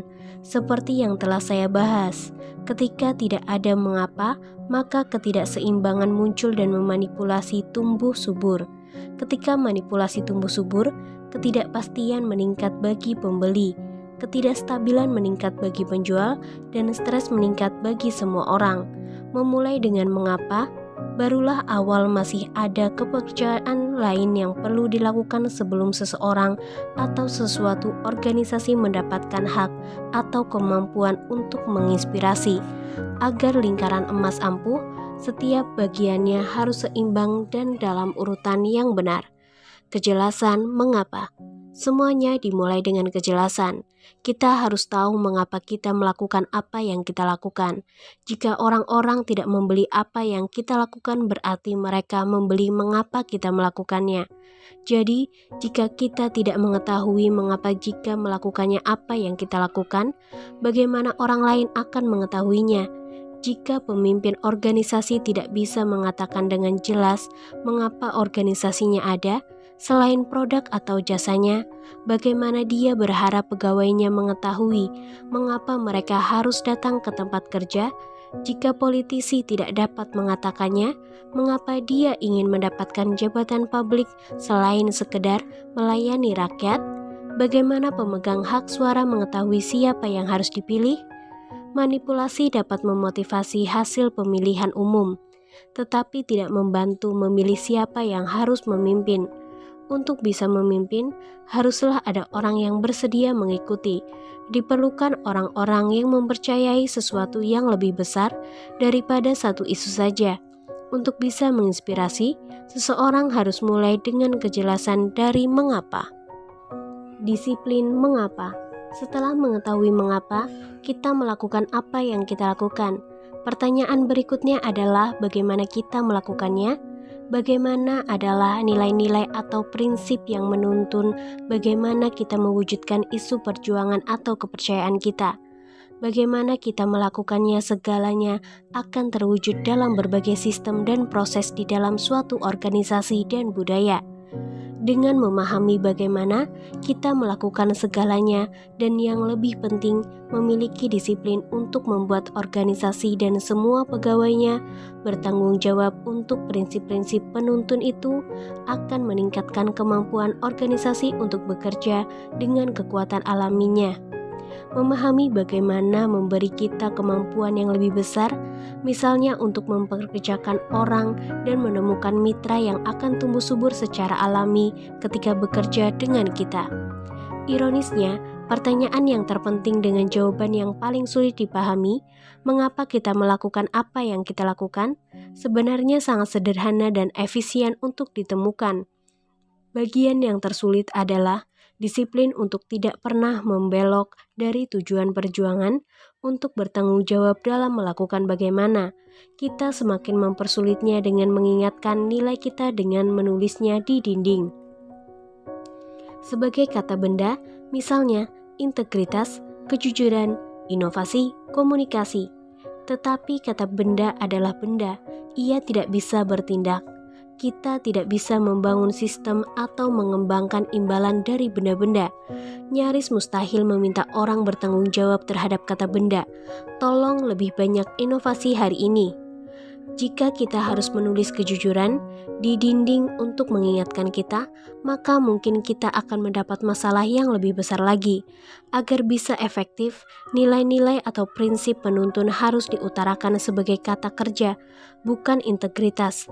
Tetapi selalu lakukan hal yang benar, bukan inovasi, tetapi pandanglah masalah dari sudut pandang yang lain.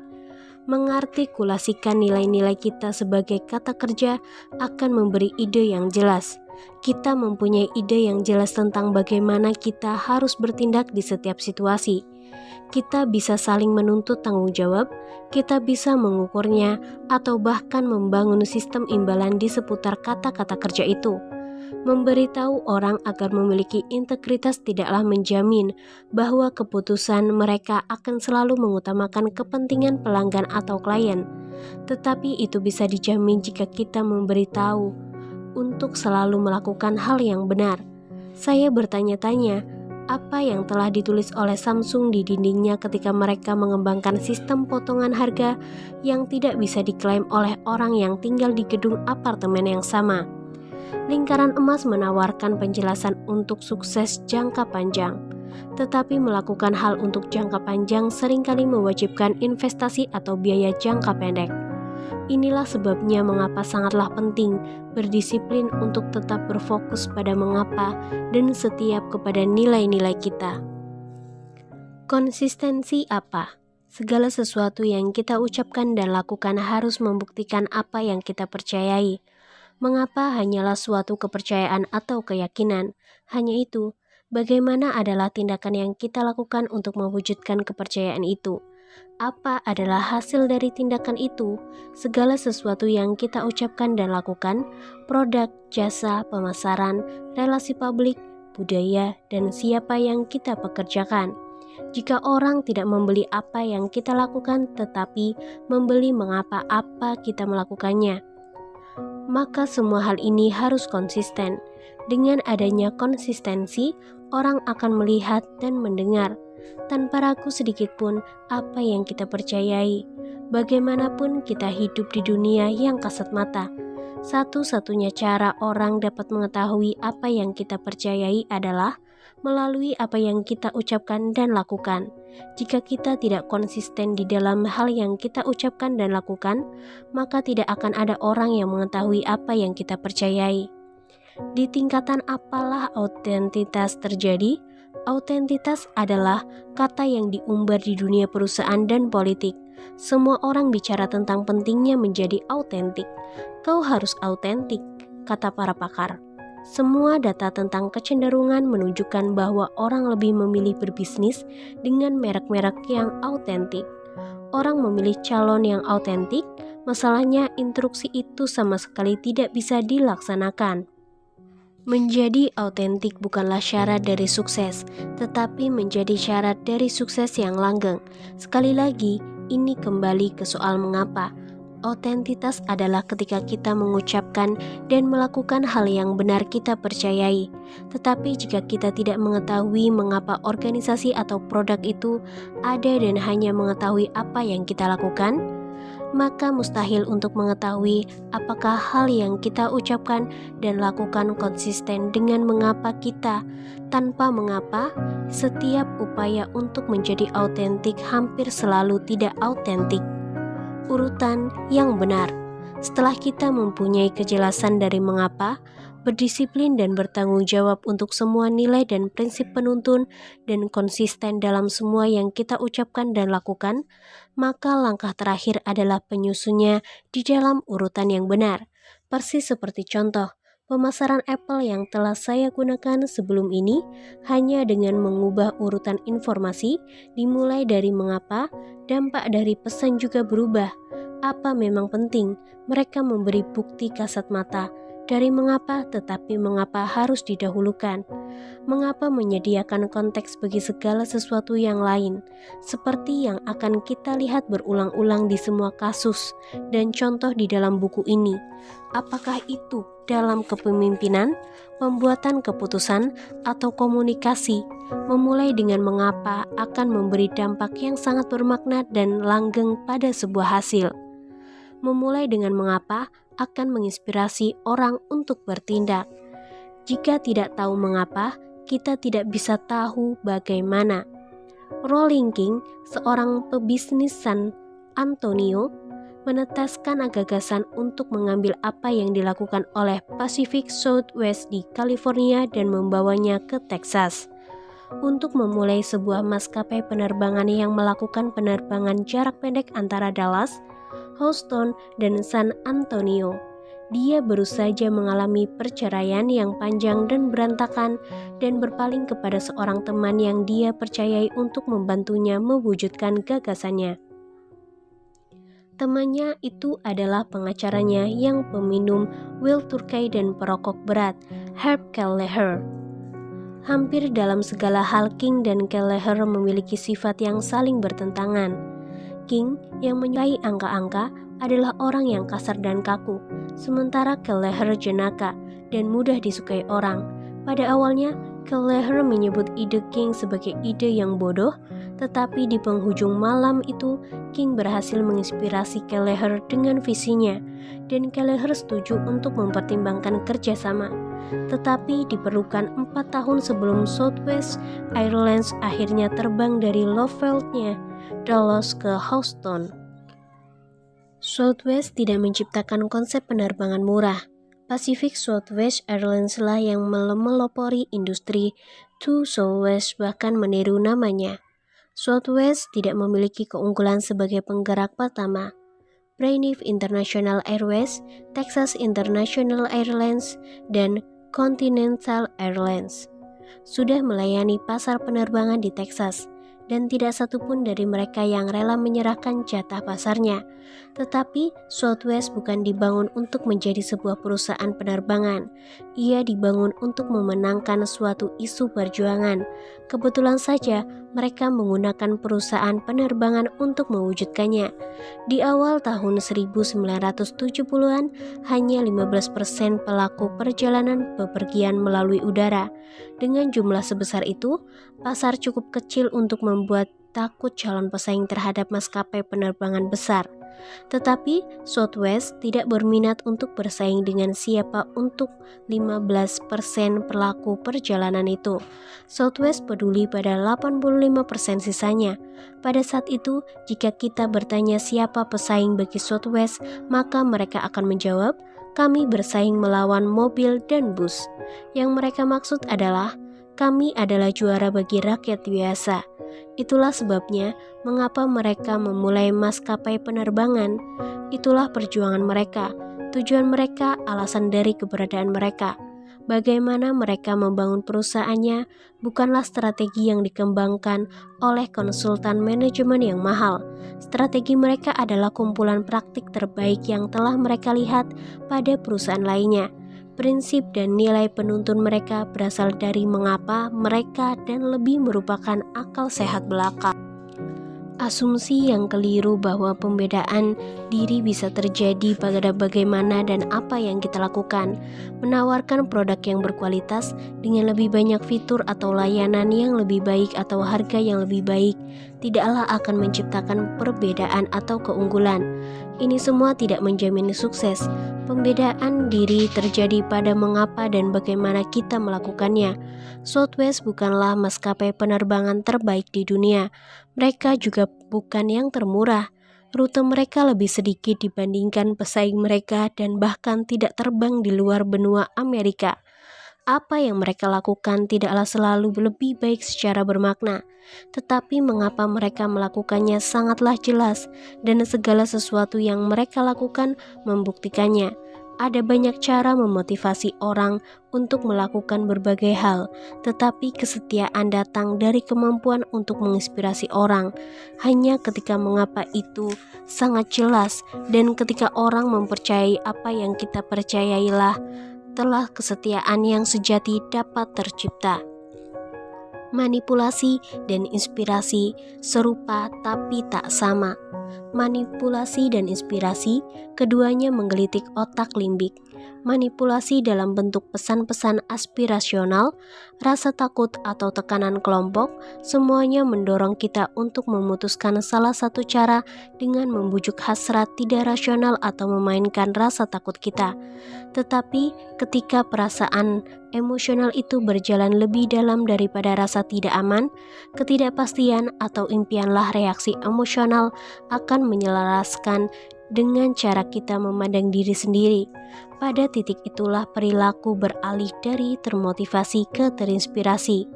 Ketika terinspirasi, keputusan yang kita buat lebih berkaitan dengan siapa diri kita dan tidak terlalu berkaitan dengan perusahaan atau produk yang kita beli.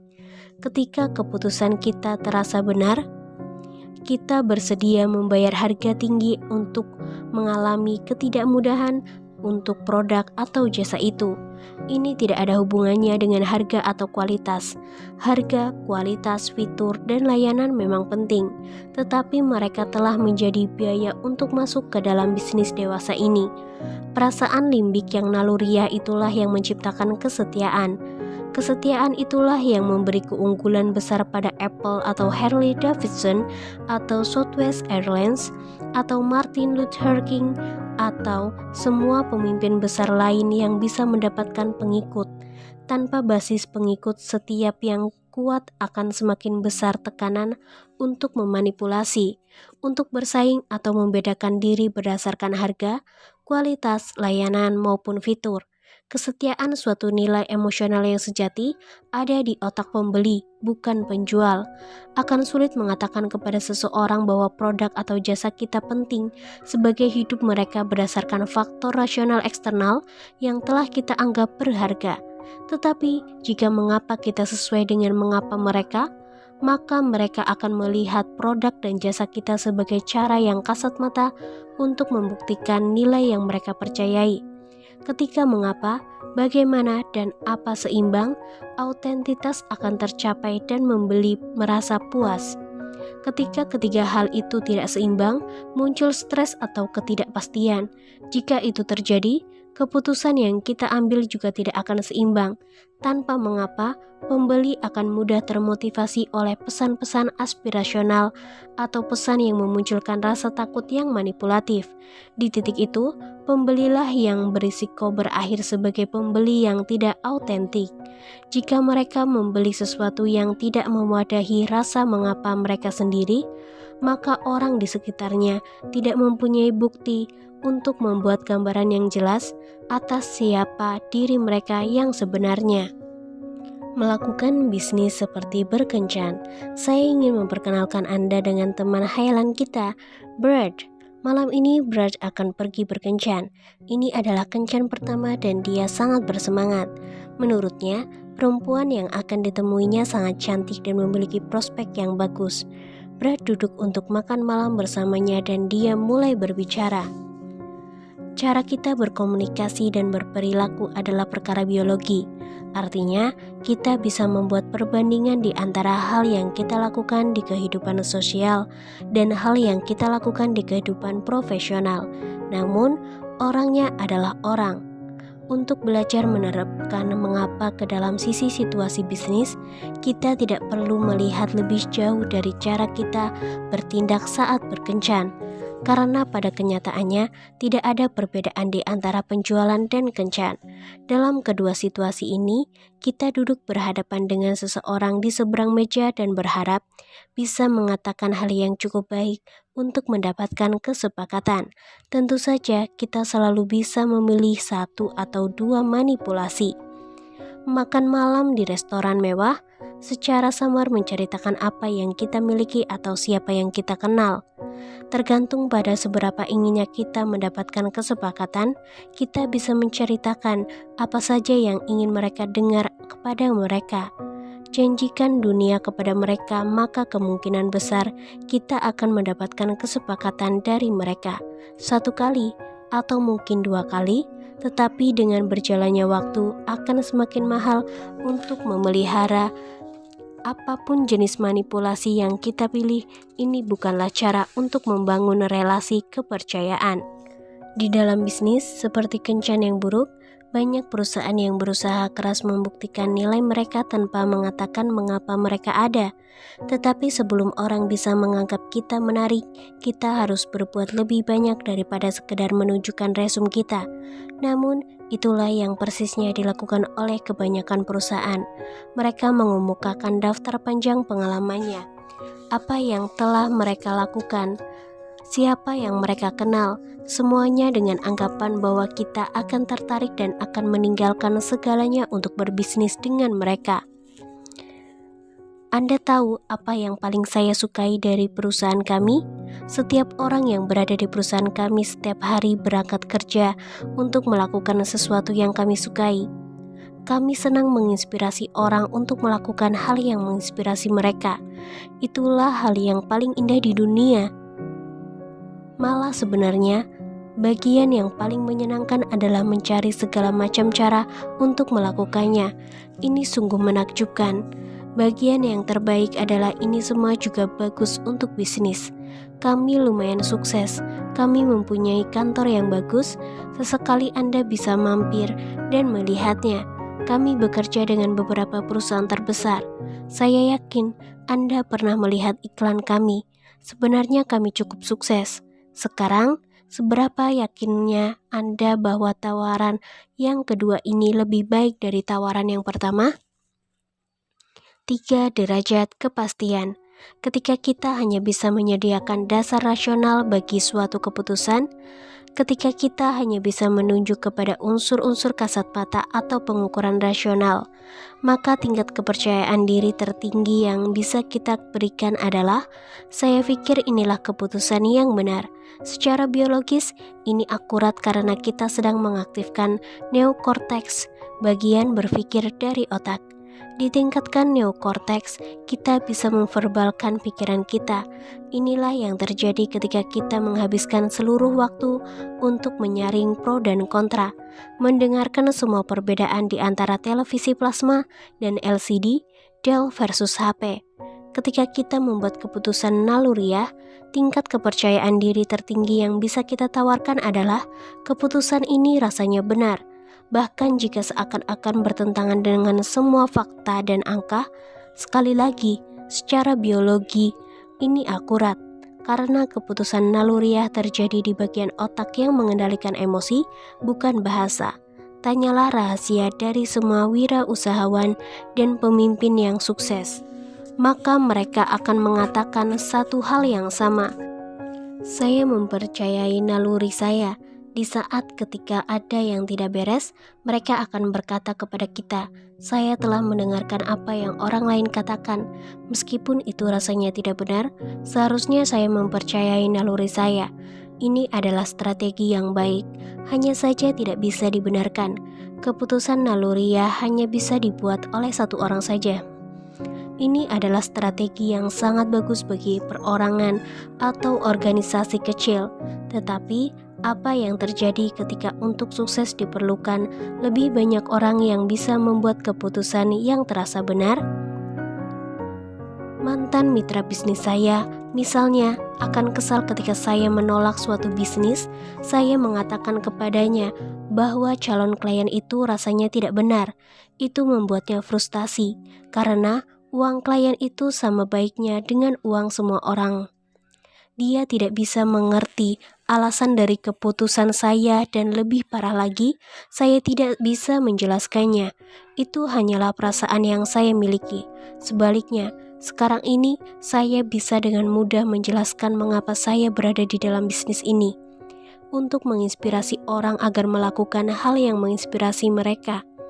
Jika sekarang ini saya harus membuat keputusan yang sama untuk alasan naluriah yang sama, tidak akan ada perdebatan karena setiap orang sudah tahu dengan jelas mengapa keputusan itu dibuat. Kami menolak bisnis karena calon klien itu tidak mempercayai apa yang kami percayai, dan mereka tidak berminat melakukan apapun untuk menginspirasi orang-orang.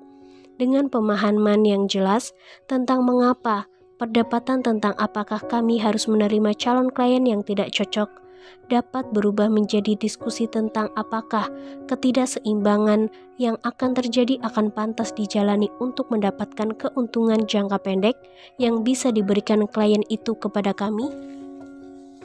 Tujuan bisnis seharusnya bukanlah melakukan bisnis dengan siapapun yang hanya menginginkan apa yang kita miliki. Bisnis harus berfokus pada orang yang mempercayai apa yang kita percayai. Ketika kita selektif dalam melakukan bisnis hanya dengan orang-orang yang percaya pada mengapa kita, maka kepercayaan akan muncul.